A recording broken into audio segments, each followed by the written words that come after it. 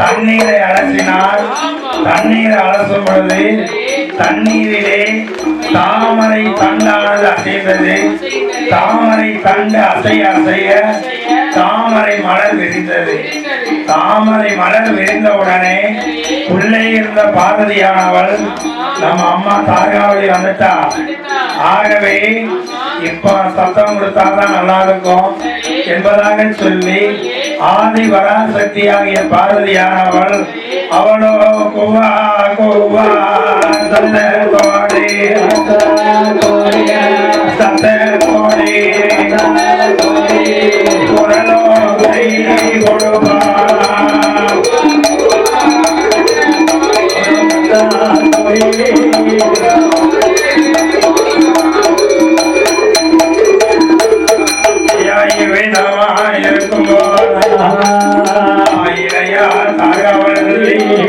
அந்த குழந்தையத்தான் கைதெடுத்து உணவுடனே கொண்டு வா மாளிகைக்கு வந்தனமோ மதுரையத்தான் பார்த்தாயே அங்கையான தாகவழியா மன்னனோட இனமதி மன்னனோட இனமதி அந்த மதுரையத்தான் காட்டுவா.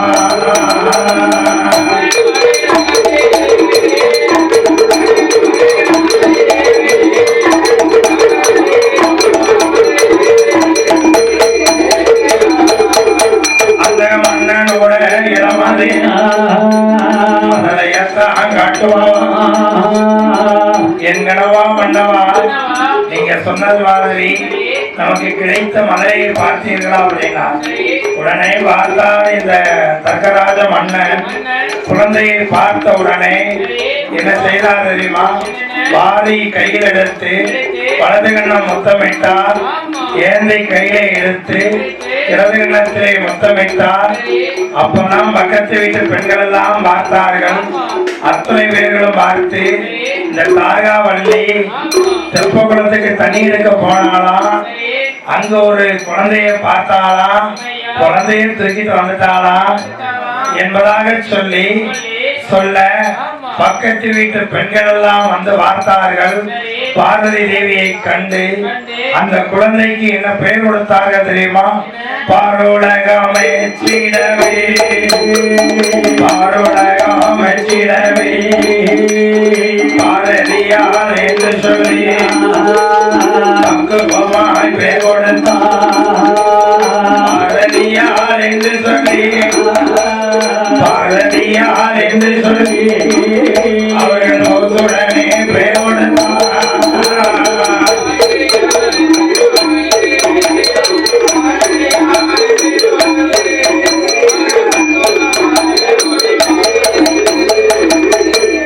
மறைமுகமாக வைத்திருக்கின்றார்.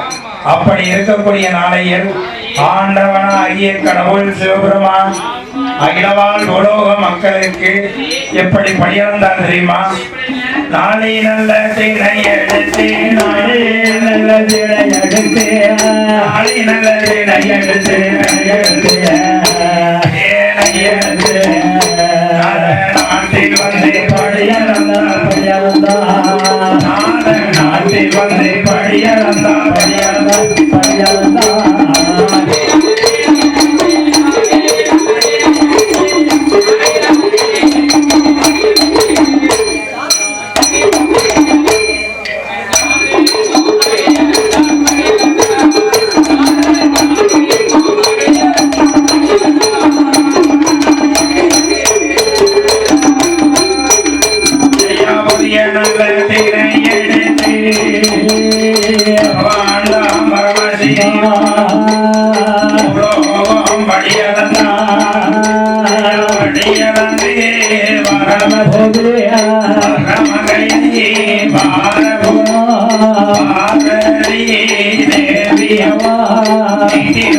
மலர்களே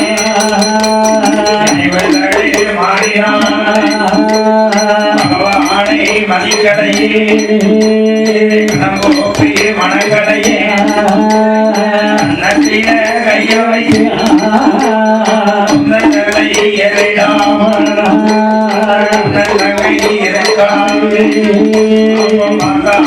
பகவான் அடியம்மா பதறியே வார்த்தை ஒன்றை சொல்ல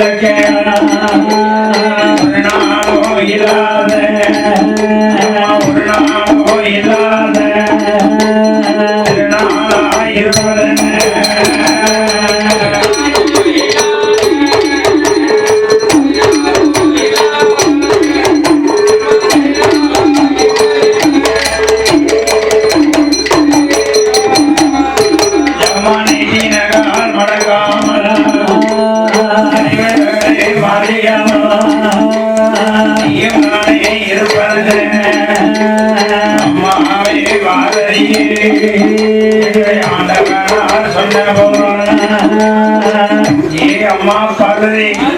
அதாவது ஆண்டவனாகிய கடவுள் சிவபெருமான் அகிலவாழ் பூலோக மக்களுக்கு பணியிழந்து விட்டு பரம கைலாசத்திற்கு வாரபோது பார்வதி தேவியானவள் பகவான் எப்பொழுது வருவார் என்று விழி மீது வழி வைத்து, அதாவது வழி மீது விழி வைத்து காத்து கொண்டிருப்பார்.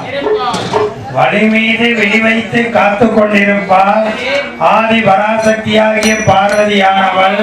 அப்படி இருக்கக்கூடிய நாளையில் ஆனால் பகவான் வழியிழந்து விட்டு பரம கைலாய்க்கு வரபோது, பகவானே வருக, ஈசனே வருக, என் பெருமானே வருக, லோகநாயகா வருக, உமா மகேஸ்வரா வருக, தேவதேவா வருக, தெய்வ பெருமானே வருக வருக வருக என வரவேற்று இரு கரங்கோப்பி வணங்கி பகவானை இலக்கு முகமாகவே அமர வைத்து பகவானின் பாதத்தை கழுகி பாதத்திலே பாத மலர்களை எடுத்து போட்டு பகவானின் பாதத்தை தொட்டு வணங்குவார் பெண்ணரசி பார்வதி.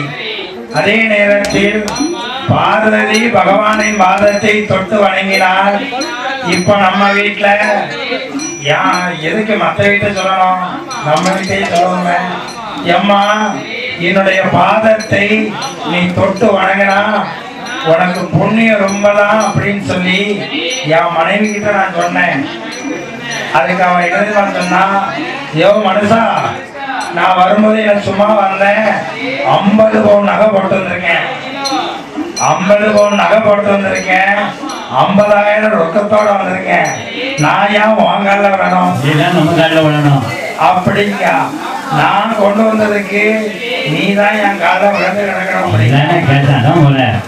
ஆகவே பார்த்தார் பகவான், எம்மா பார்வதி, நீ ஏன் இப்படி இருக்கின்றாய் என்பதனை கேட்கும் பொழுது ஆதி பராசக்தியான பார்வதியானவள் ஆண்டவனாகிய கடவுள் சிவபெருமானிடத்தில் சொல்வார், ஆண்டவனே அருள்வடிவே, ஆண்டவனே அருள்வடிவே, ஆதிசக்தி வாதைகள் அகில வாழும் மக்களே, பட்டியலாம் இல்லாமல் படியளந்து வந்தீரோ என்னுடைய இடமதியில 2 நல்ல உயிரையா பட்டினியா பட்டினியாய் போடலாமா, பட்டினியாய் போடலாமா, பகவானை வளம்பொருளே.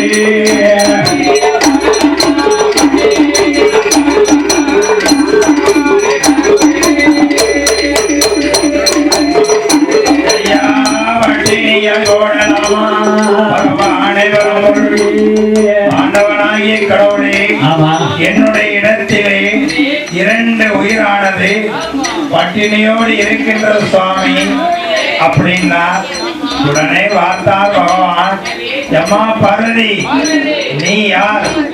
எனக்கு இடது பாகத்திலே இருக்கக்கூடிய ஈஸ்வரி அல்லவா, நீயே சென்று அந்த 2 ஜீவன்களுக்கும் படியாந்திருக்கலாமே. இருந்தாலும் அந்த 2 ஜீவன்களை என்னிடத்திலே காட்டம்மா அப்படின்னா உடனே பார்த்தால் பார்வதி, என்ன செய்தால் தெரியுமா? அந்த முந்தானையை எடுத்தாலே தன்னை எடுத்தாலே காணியை ஒட்டதனை எடுத்தால் ஒட்டதனை இருந்தாலே முக்கணியால் வாசனியா சிவனதனை பார்க்கும்போது சிவபெருக்கும் மண்டலமை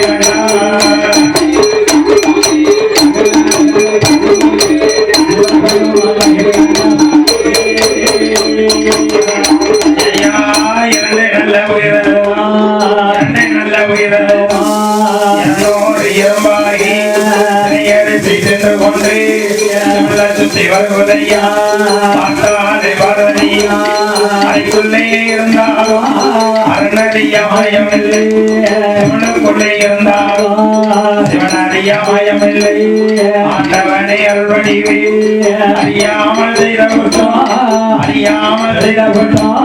அருணாமல்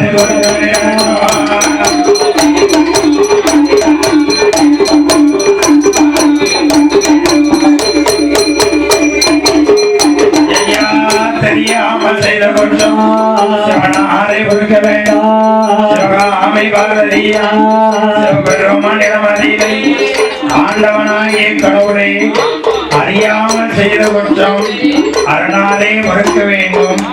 தெரியாமல் செய்த குற்றம் ஐயா சிவனாரே மறுக்க வேண்டும். அறைக்குள்ளே இருந்தாலும் அருணறியாத மாயமில்லை, சிவனுக்குள்ளே இருந்தாலும் சிவனறியா மாயமில்லை. ஆண்டவனாகிய கடவுள் சிவபெருமான் சிறிய உயிரியான எறும்பு முதல் பெரிய உயிரியான யானை வரை அனைத்து ஜீவராசிகளுக்கும் வழியளப்பார் பகவான்.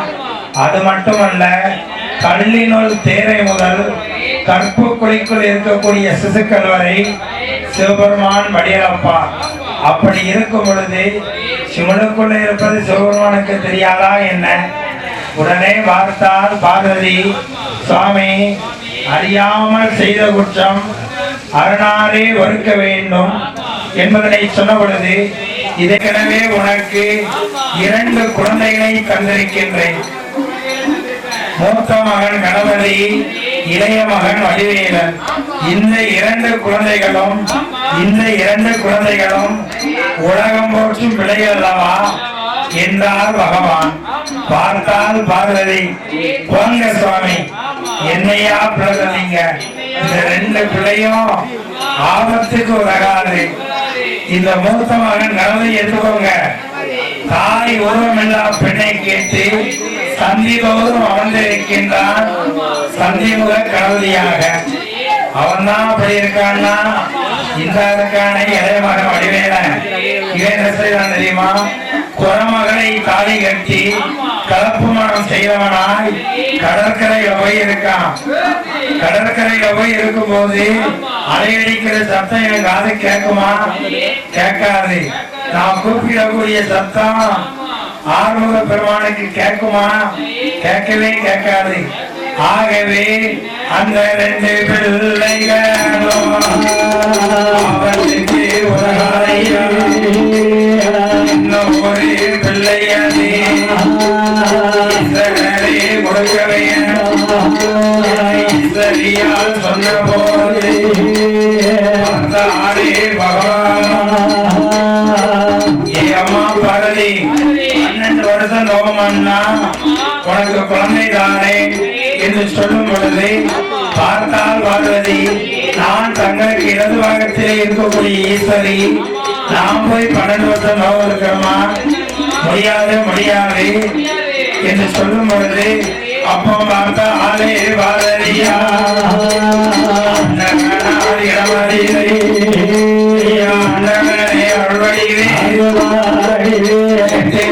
நாளைக்குள்ள பிள்ளை வேணும், கை குழந்தையே பிள்ளையை கொடுக்க வேணும். பிள்ளை இல்லா புத்திரன் இல்லா புத்திரன் பெருமானை கொடுக்க வேணும்.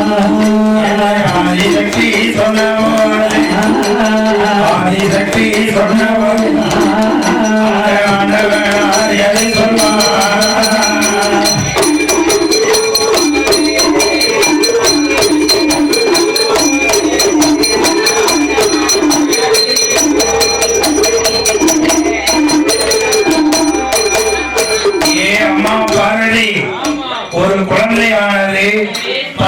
மாதங்கள் 300 நாள் கருவிலே உருவாகி சுமந்து வெற்றிக்க வேண்டும்.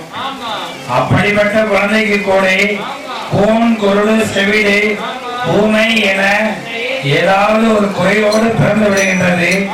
ஆனால் 8 நாள் குழந்தை கற்கிய அந்த குழந்தைக்கு மூக்கு இருக்குமா, மொழி இருக்குமா, கண் இருக்குமா, காது இருக்குமா, கண்ணு மூக்கு செவி இருக்குமா, வாய் இருக்குமா, இல்ல வயிறுதான் இருக்குமா, முண்டமா உருட்டுறாதா, முண்டமா பிறந்து விடாதா? ஆகவே அம்மா பார்வதி 8 நாள் குழந்தையானது எப்படி அம்மா ஒடுக்க முடியும் என்று கேட்டார் பகவான். உடனே பார்த்தால் பார்வதி, பகவானே சுவாமி 8 நாள் குழந்தை தர முடியுமா முடியாதா? முடியாதுன்னா சொல்லுங்க, உங்க பக்கத்துல இருக்க மாட்டேன், பணிவிடை செய்ய மாட்டேன், இடது பாகத்திலே ஈஸ்வரியா இருக்க மாட்டேன், பள்ளி அறையும் வரமாட்டேன், சொக்கட்டங்கால் மண்டபத்திலே வந்து சோவை வரட்டி சொக்கட்டாடுறதுக்கு வரவே மாட்டேன் என்று அடம் விழித்து வென்றால் ஆதிபரா சக்தி. உடனே பார்த்தார் பகவான்.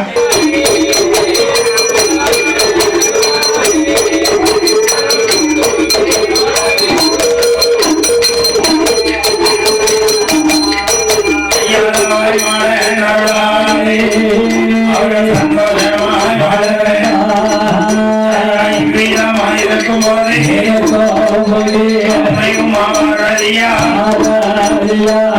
என்ன சொல்லலாம்? ஆண்டவரே அருள்வடிவே மலனில்லான் குழந்தை அருணாலே கொடுக்க வேண்டும். சொந்தமில்லா பிள்ளையானே பகவானே கொடுக்க வேண்டும். என்னை ஆதிசக்தி கட்டவா, என்னை ஆதிசக்தி கட்டவா,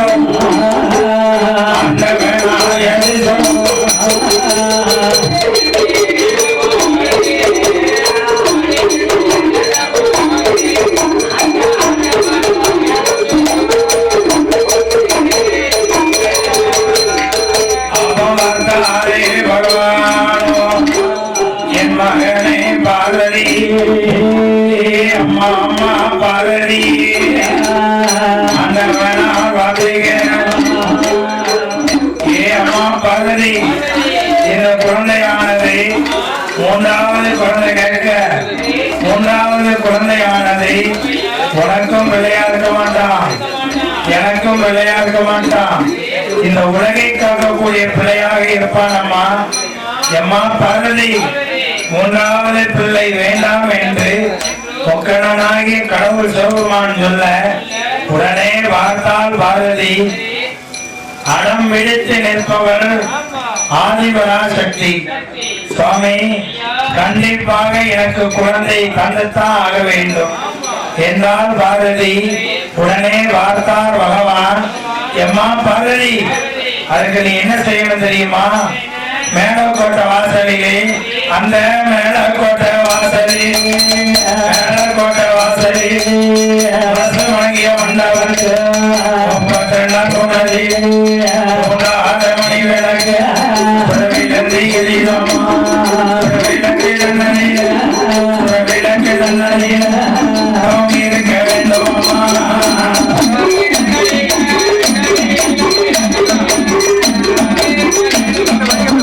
தங்க முகம் காணவே பண்டியது வருக வேணும், பாலாக பொங்க வேணும். நம்மளவாய் மாட நருளாளே, நம்மளவாய் மாட நருளாளே, அவர்கள் சந்தோஷமாய் வாழ வேணும்.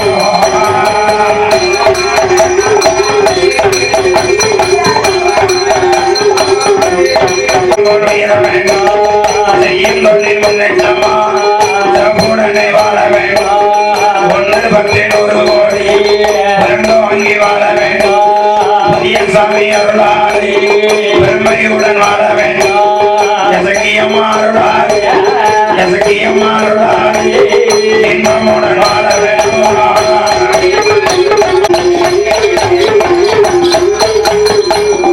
நல்ல மாயா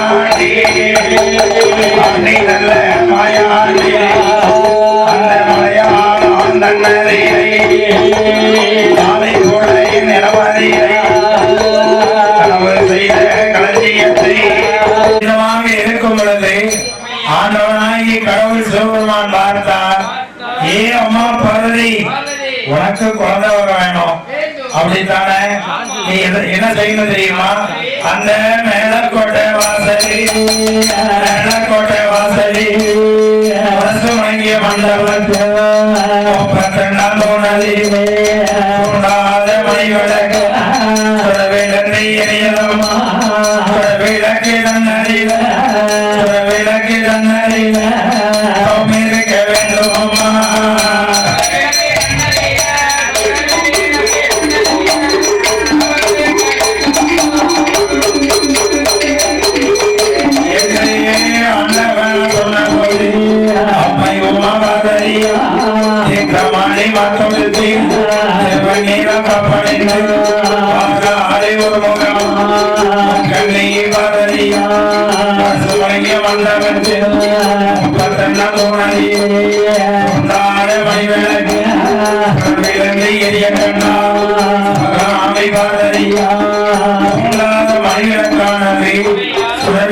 எரிய கண்டால் உடனே பார்த்தார் பார்வதி.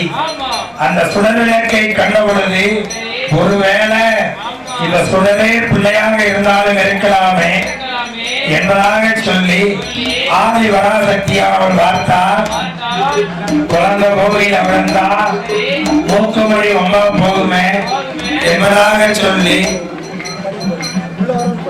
அதாவது மூக்குமொழி ஒம்பா போகுமே என்பதாக சொல்லி இந்த முந்தியை எடுத்து ஒக்கண்ணை பார்வதியானவள் முந்தியே தவமிருக்கின்றார் என்பதாக சொல்லி முக்கண்ணை பார்வதியானவள் முந்தி துயிலை எடுத்தார். முந்தானை ஏந்தி தவம் செய்து கொண்டிருக்கின்றார். அப்படி இருக்கும் பொழுது இந்த பார்வதியின் தவசானது 1 நாள் 2 நாள் 3 நாள் 4 நாள் தவசானது வளர்ந்து கொண்டிருக்கு. அப்படி இருக்கக்கூடிய நாளையில் பூமி பாரம் சுமக்கக்கூடிய உமாதேவியானவள் கைலாசத்தில் ஆண்டவனாகிய கடவுள் சிவபெருமான் முன்னாலே பூமி பாரத்தை சுமக்கக்கூடிய உமாதேவியானவள் வந்தார். பகவானே, சுவாமி, என்னால் பூமி பாரம் தாங்க முடியவில்லை, பூமி பாரத்தை குறைத்து தர வேண்டும் என்று உமாதேவியானவள் பகவானிடத்திலே முறையிட்டார். உடனே பார்த்தார் பகவான், எம்மா உமாதேவி, கவலைப்படாதே, உனது பூமி பாரத்தை நான் குறைத்து தருகின்றேன் என்பதாக சொல்லிவிட்டு ஆண்டவனாகிய கடவுள் வள்ளுவனாரை அழைத்து, வள்ளுவனாரை யானை மீது அமர்ந்து வையகத்துள் புகுந்து யானை மீது அமர்ந்து ஒத்த முரசானதை அடைய வேண்டும். எப்படி தெரியுமா? பூவிருக்க, பிஞ்சிருக்க, காயிருக்க, பழுத்த பழங்கள் மட்டும் உதிரட்டும் என்று பரியோசை உணர்ந்து அப்படின்னா வள்ளுவனார் வந்தார், யானை மீது அமர்ந்தார், வையகத்துள் புகுந்து யானை மீது அமர்ந்து ஒத்த முரசானது அடைந்தார். எப்படி தெரியுமா? பூவிருக்க, பிஞ்சிருக்க, காயிருக்க, பழுத்த பழங்கள் மட்டும் உதிரட்டும் என்று அறைந்தார். அப்படி அறைந்த